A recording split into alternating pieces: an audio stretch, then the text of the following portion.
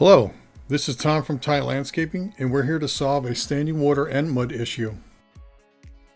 This home is having a problem with standing water in the backyard. The water is making this side of their lawn unusable. We will be installing our hybrid French drain using infiltrator chambers with stone and filter fabric. This gives the water a place to go underground so it can dissipate into the soil. We will be tying in the downspout and the sump pump discharge. We will also use all the excavated soil to regrade the yard to direct the rain runoff away from the house.